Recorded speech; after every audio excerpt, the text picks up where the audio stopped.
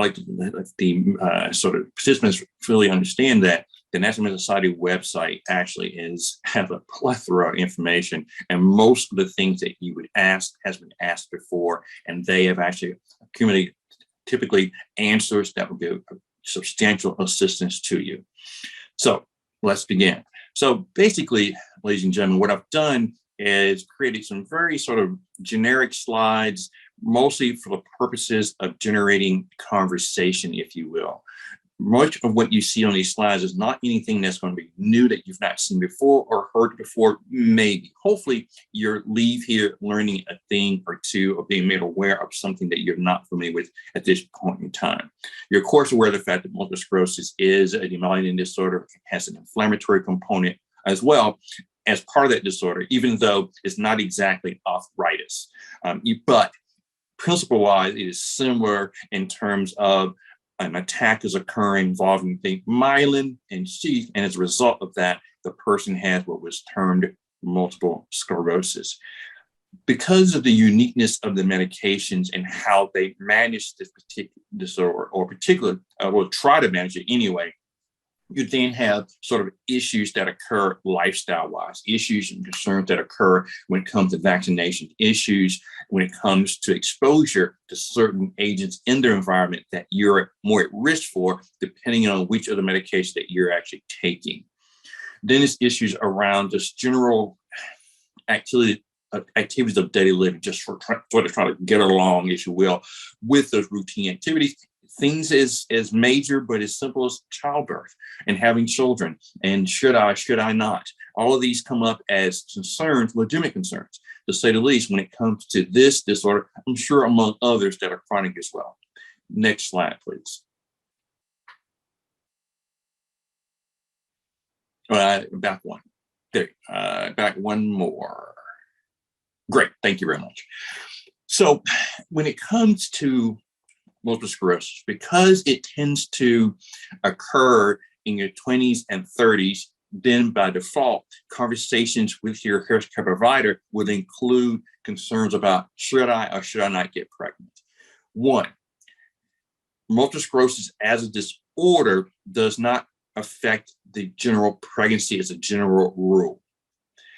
During the course of being pregnant, for many patients, that state tends to reduce the tendency for MS exacerbations. Not everyone, granted, but for the majority.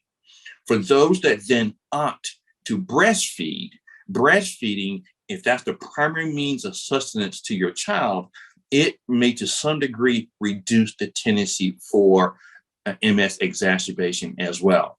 But once you get to that place where you are breastfeeding some and then giving them formula or some other means of sustenance, then that benefit often goes away. And then you may strongly want to consider actual standard treatments for your multiple sclerosis. Keeping in mind that each medication is different, and it does matter.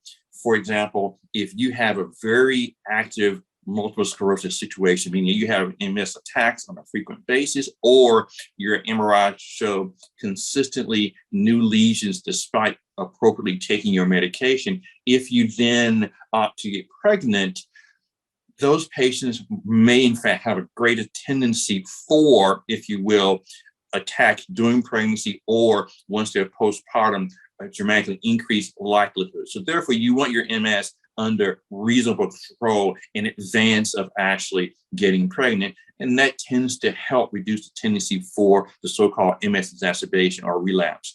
Keeping in mind that the postpartum state, the first 60 days, some say the first 90 days, are the most likely opportunity for an MS exacerbation if it occurs at all.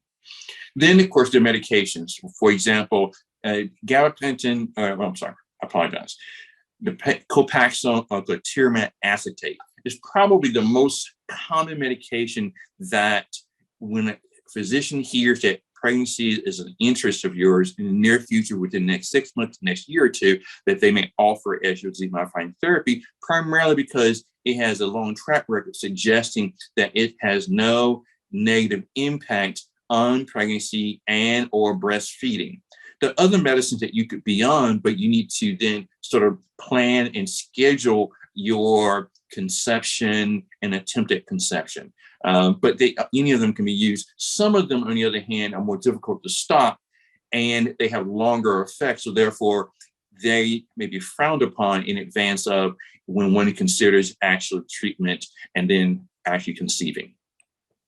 And then the key thing is that children seem to have no deficits from the MS in and of itself from their parents, or parent in this case. Next slide, please. Then, of course, there's this working, the activities primarily outside of the home itself.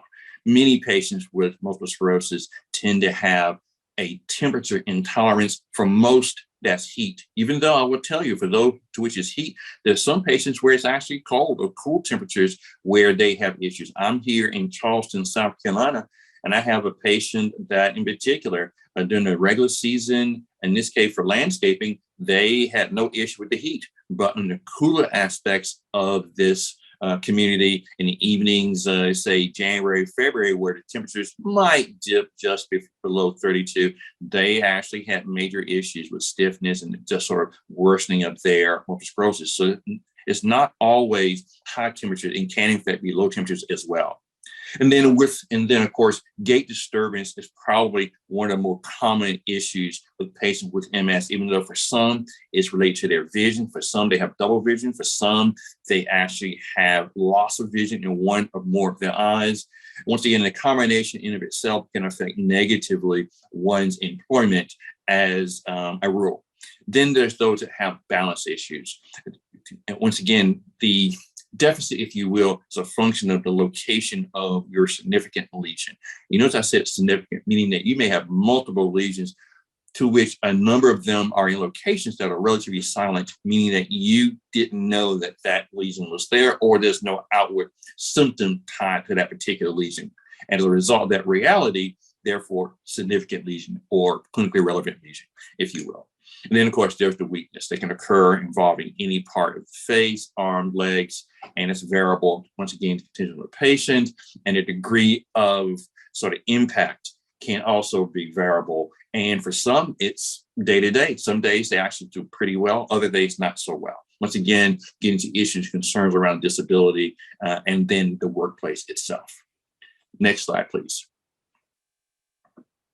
And then, of course, home life, as the gait disturbance, sight issues, walking issues, all of those things can in fact also affect the workplace, but also affect the home life as well. And as a result of that reality, people tend to have variable degrees of help need at work, but also at home. And some have a significant other that can assist in a substantial way, others not necessarily. So as a result of that reality, the situations where help is needed there, and one may have modifications made to their home to actually assist them in sort of participating in the routine activities of daily living, if you will.